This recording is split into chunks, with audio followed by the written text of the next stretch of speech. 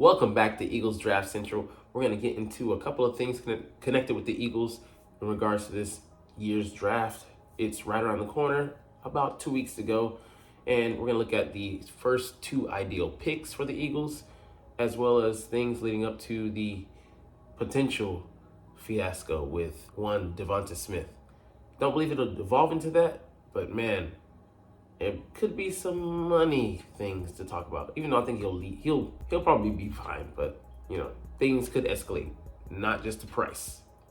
What's up? It's your boy Cintron coming back at you with another analysis video. And I kid you not, that's my real name. Let's get into some things surrounding the Eagles. So 2024 NFL Draft, ideal top two picks for each team.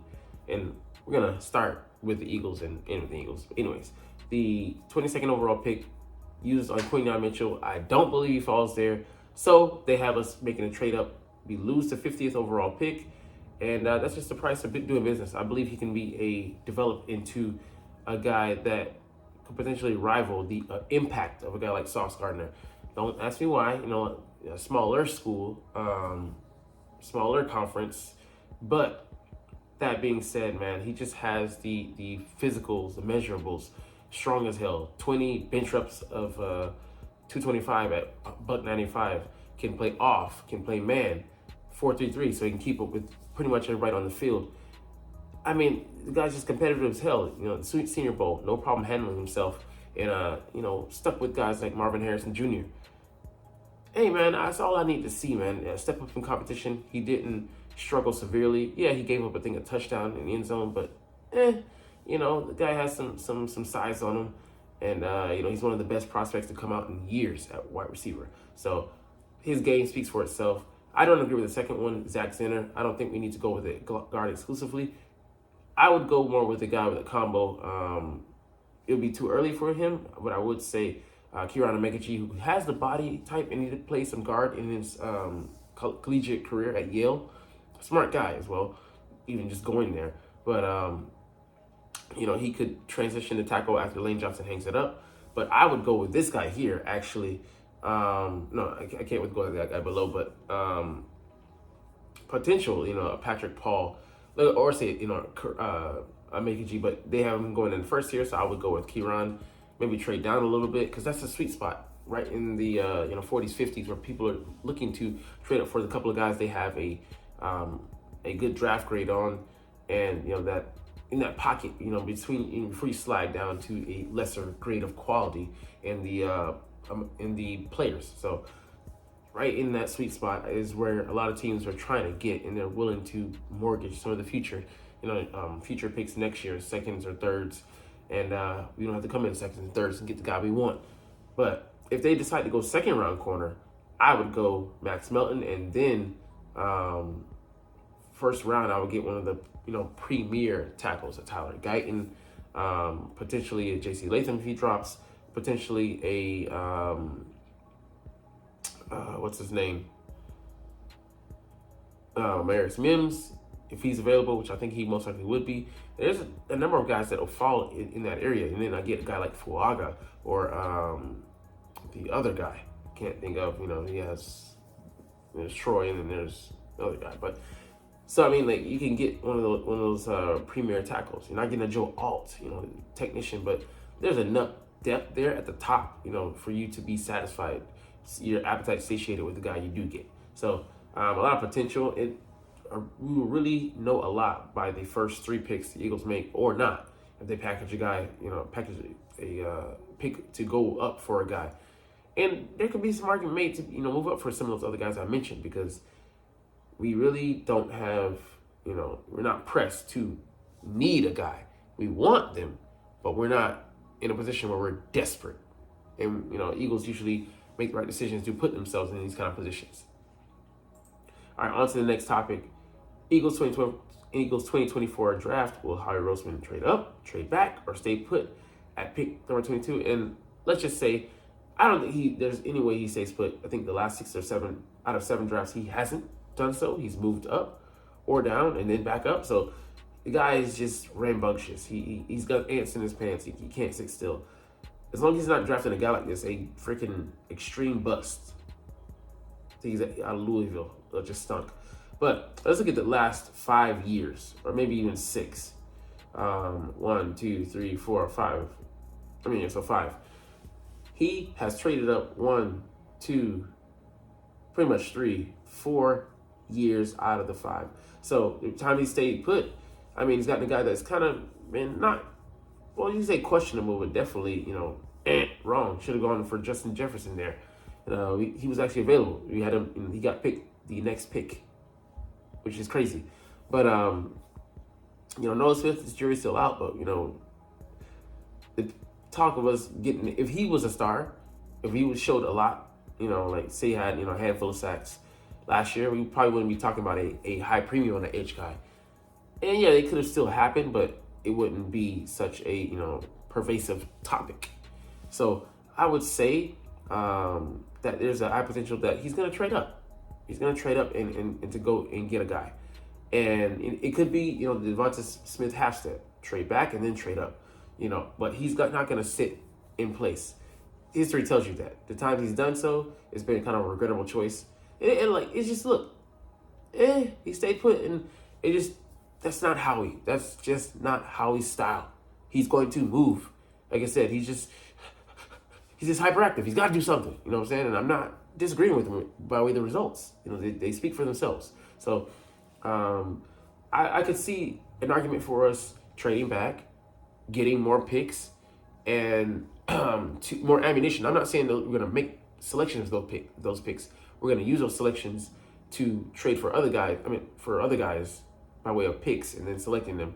But, some kind of package or packages, those deals are going to happen. And I just put my bottom dollar because Howie Roseman is a man of movement. He's like the Flash. Run, Howie, run. He's got to go and turn in that card. Nope. He's got to go and zip around the globe 5 million times at the internet. He's pinging around the globe before he hits on a address, an IP. So, strong evidence, I think, there supports that. So now let's get into 5 Eagles thoughts.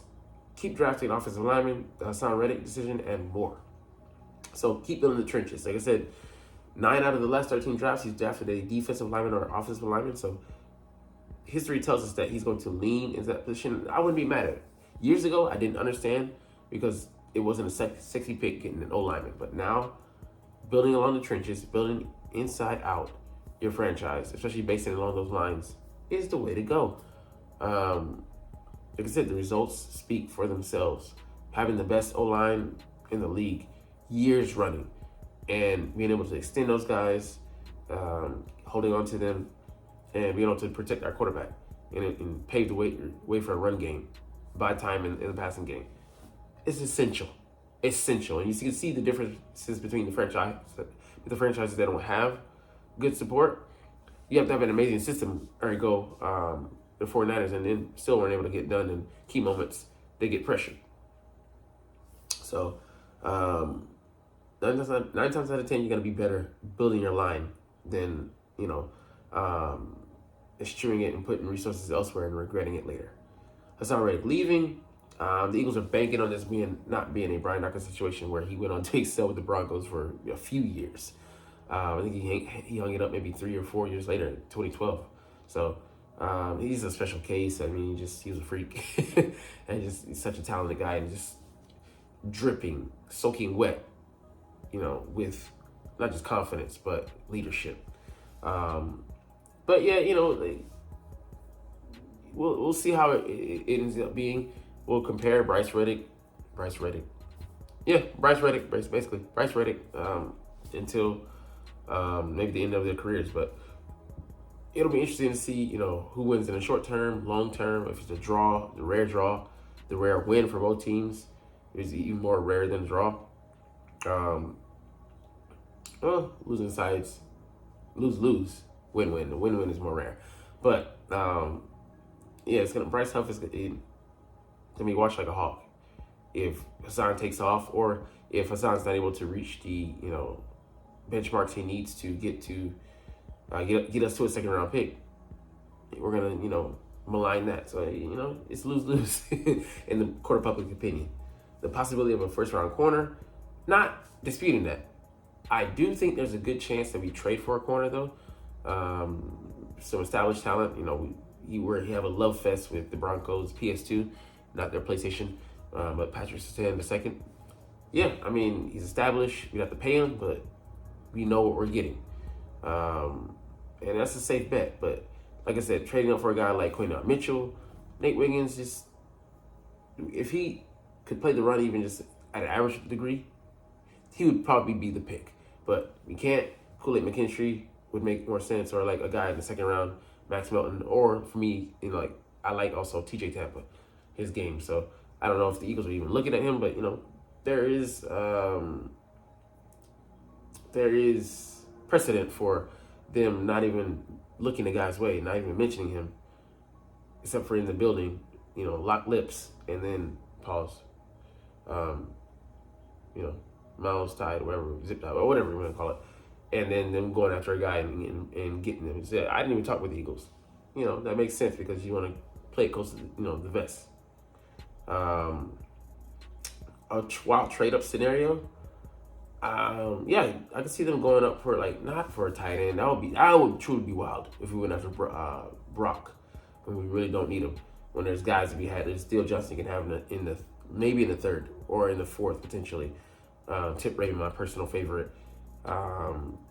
Kansas, Ben Sinnott, another guy to look after. So I mean, there's a couple guys out there that that are would be quality, and they don't have to be had in the first round. It's not a waste of a pick, but looking at the depth at other positions and the talent, it would be a waste to make that pick. So yeah, I would say for O lineman, if you trade up for O lineman, I'd be like but it would make sense if they were a combo guy, a right guard immediately that could start for us, and then they could cross train at right tackle to be the guy of the future when the future Hall of Famer Lane Johnson eventually hangs his cleats up. Week 1 of woes, yeah, it's gonna be a tough one in Green Bay, man. They're an upstart team, having a surefire offense, a quarterback coming to his own in Jordan Love, and a gaggle of receivers in their third or second years that are gonna give defenses fits, man, because they're coming into their own, and as they showed against the 49ers, they're not afraid to back down for the challenge. They're just, scratching the surface on their potential, and they're a scary team because they don't know their potential. They don't know what fear is, really. And they learned, got a taste of it, losing that game. But, yeah, man, they're forced to be reckoned with. On defense, mixed bag because they're retooling. Lost Darnell Savage, and I think another safety. Brought in Xavier McKinney, but, he's one guy, and we'll see how their corners also respond. Yeah, I do like this team. They're a young upstart team, but they have much to learn. Hopefully we can teach them. All right, last thing we're going to talk about today is rumors. Devonta Smith willing to stay patient during the contract talks. That makes complete sense for his side. You know why? Because guys that are going to reset the market, I think it's going to be Justin Jefferson. Then behind him, what's the kid in Dallas? CeeDee Lamb in Dallas. And then Amon-Ra St. Brown, is going to get paid under them, I believe. He could surprise, but $25 million plus, he would be making the same as AJ Brown. And yeah, it'd be a pretty penny, but it just pays for him to just sit and wait and let them reset the market and just cash in by kind of like doing nothing but sitting on his thumbs. He knows he's going to get paid. This year he's only worth $6 million to us, and then the next season, 5th-year option, which we have until May 2nd to exercise, which we will, of course, $15 million. It's a no-brainer, but hey, rather pay him sooner than later because, hopefully he can sign for under 25, maybe 23. And I don't think you're going to get him at 22. No less than 20. Most likely, 21 would be the baseline, but, it just costs. So he's a bargain right now for us. Most underpaid guy for the Eagles, quality. We'll talk about another guy maybe later today that, doesn't deserve to be titled as such. The most overpaid, but hey, that's for the short. Anyways, I'm going to keep this short and get up out of here. But you're not even watching, though. But it's all good because I love talking about the Eagles and I love making these videos. So we're going to chunk the deuces officially. But as always, it's Fly Eagles Fly. And let's motherfucking go. Like, comment, share, subscribe. Thanks for watching. Check me out at Cintron Anime, Cintron Life, or Cintron Laughs. or other social media.